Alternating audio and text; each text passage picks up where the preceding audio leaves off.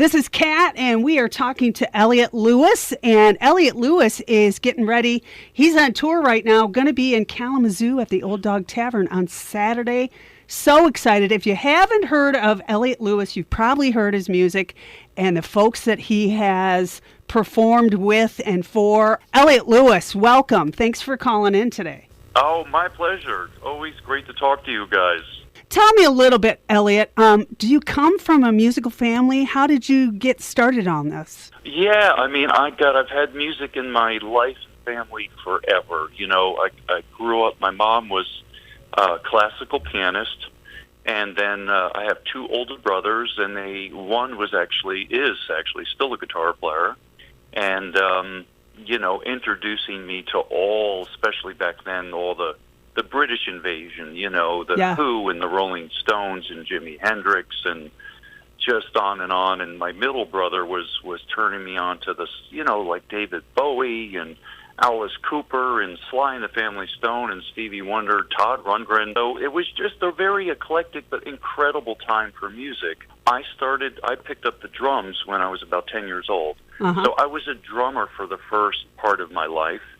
And then, you know, once I got to a certain level on the drums, I discovered I really wanted to write songs and be able to contribute to the songwriting process and, you know, have fun and get out on the front of the stage. So I kind of transitioned over to guitar. So I played guitar and then bass, and then by the 80s I started playing keyboards really seriously because I just wanted to be a complete songwriter. Wow. And you know, engineer and producer and that kind of direction I was going in. And then, you know, I happened to cross paths with somebody in the Average White Band. Joined the Average White Band in the 80s. I was doing sessions though right before then and doing some cool stuff like playing on some Tina Turner hits and Joe Cocker and all kinds of cool stuff. Oh my gosh. So I mean, since then I've just been, you know, I've been fortunate to be a professional sort of touring musician for many years now. That is amazing. Now, I read that you got to jam with Peter Frampton when you were 14. I did indeed. That's a true story. Oh, my gosh. So, yeah, long story short is when I started drums at 10, I met my best friend in, like, elementary school. He had just started bass. Mm-hmm. And but his father was in the music business, and worked with everybody. You know, he worked with Janis Joplin back in the 60s in Santana, in the band called Mountain, you know, Mississippi Queen. Wow. And so he just exposed me to so much music and, you know, met Alice Cooper and The Who and everybody you could imagine. But he worked with Peter Frampton, so he was Peter Frampton's promotion person at A&M Records. And so, you know, Peter, we would go see him when we were kids, go backstage at Madison Square Garden. But there was one time where he came out to his house, and, you know, I think I was probably about 13 or 14 years old, and we hung out for the afternoon, but we ended up in the music room, you know, where we would play and jam and practice. And, that was got to be about, I don't know, 1975 or something like that. It was before he really, really exploded. Okay. Just before. One question that I've got for you that I always save for the end, but it seems like it fits here. Your first record album you had yourself as a kid. I would say the first album that I really gravitated to and sort of considered my own was a David Bowie record. Ah, okay. An early one. I loved Bowie. But then I loved Alice Cooper and Todd Rundgren, and then I love rock stuff too. So, you know, for instance, Kiss.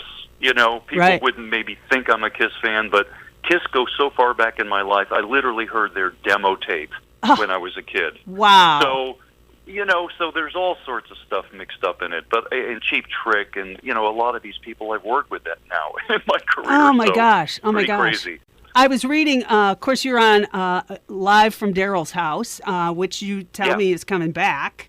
You got to film at Todd Rundgren's house in Hawaii? Yeah. So Todd is kind of the only artist we've actually had on twice on the show. Right. And one of those episodes, we were on tour and we were in Japan, and then we scheduled an episode at his house in Kauai. And that was a blast. I mean, good Lord, you know, his house just is amazing, and the scenery and the setting was incredible. And now I'm out on the road with him again this year. Oh. I've just been I've worked with Todd probably 10 times over the years, and last year I did all these virtual shows with him in Chicago, 25 shows, virtual shows in Chicago, and now we're out on tour with Daryl and Todd. So I do my own tour, my solo tour, which I'm on now, and then I meet right up with them in Florida and start about 2 weeks with them. That's amazing. You performed in the Rock and Roll Hall of Fame induction ceremony? I did, yeah. Wow. And the White House with Obama? And the White House, yeah. I mean, oh, man. If you had told me when I was a kid I was ever going to play music at the White House, I would have been like, what? Right. I guess that's my next question. What's left on your bucket list, Eliot? I mean, you're not that old. Holy cow. You've done it all. Well, I have been so fortunate. I have played, every venue I think a musician could ever dream of. My dream was, when I was a little kid, it was playing Madison Square Garden, having seen so many shows there when I was a kid, through my friend who I was talking about. Right. And, now I've played it 3 times. I've played Wembley, I've played Red Rocks, I've played Hollywood Bowl, I've played at Budokan, all multiple times all over the world. Wow. So, I've been so fortunate. But, the mission I've been on for many years now is just to get my own music out there and really convey and communicate with people in my own world. That's the mission, and that's my bucket list, is just to really enjoy this part of my career. So who's your biggest influence musically then? Well, it's hard to pinpoint one, but, I mentioned Todd Rundgren, for instance. Right. I was from my brothers playing that stuff when I was a kid, and that really resonated with me because there was a defining moment where one of my brothers told me, he said, Todd Rundgren and Stevie Wonder, they play all the instruments on their records. And I'd be like, what? How can you do that? And they would try to describe what multi-tracking is, Right. And so that really left a mark. And when a little later on in my career, I decided I really wanted to be like that, a multi-instrumentalist, and be able to be a sort of self-contained, artist and writer. So Todd Rundgren is definitely a big influence, but there are a lot. There's rock stuff, there's soul stuff. I mentioned I was in the Average White Band, and that's a real funk and soul setting musically, and so I love it all. But my own love is that early sort of rock and soul. So it's very classic rock sounding is what I sort of gravitate to. Okay, so you and you have a new CD out, right? Album CD. I do, yep. Okay. Tell us about that. Yeah, I've been putting out CDs almost every year and a half. So this latest one is the title song and title of the record is called Anything Is Possible. Right. Oh, and, nice. It's sort of a motto I've had and lived by because I just figured, if you have a dream and you really want to achieve something, I'm a great example of, back then we didn't have any tools or real guidance, and if you love it and have enough passion about it, really anything is possible. So, so a lot of the songs in this new record have messages like that. It's just the way my life is unfolded, and a lot of optimism and trying to share a lot of positivity in a lot of the songs. That's awesome, so, especially just came now. out just about 2 months ago, and I'm playing a lot of songs from it in my show, which is sort of now it's kind of morphed into more of a live looping show. So it's very spontaneous, and I do a lot of songs that I played with other artists. So when people come see me, they'll hear some of my own stuff, but they'll hear tons of stuff they're familiar with that people have worked with, Hall & Oates and Todd Rundgren and Cheap Trick and Train and Goo Goo Dolls and on and on. Is there a song that you have played, not necessarily your own, but somebody else's that you're like, I never want to play that song again. I've played it 1,000 times. Well, not really, because if I don't really bond with a song, I wouldn't be playing it. I have to.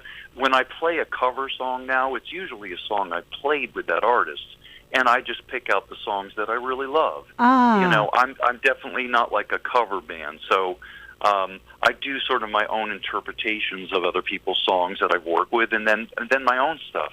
Okay. But fortunately, I can do that, and it's more important to me to share some original stuff than just to try to emulate somebody else. Yeah, you know? for sure. Now, what are you playing during your show then? Guitar, So keyboard? I'm mainly so people that know me from Daryl's show, from Live from Daryl's House, or even Hall & Oates, I'm usually playing keyboards 95% of the time in that setting. But I'm really a guitar player. So when they come see me solo, I'm mainly a guitar player. I'm singing.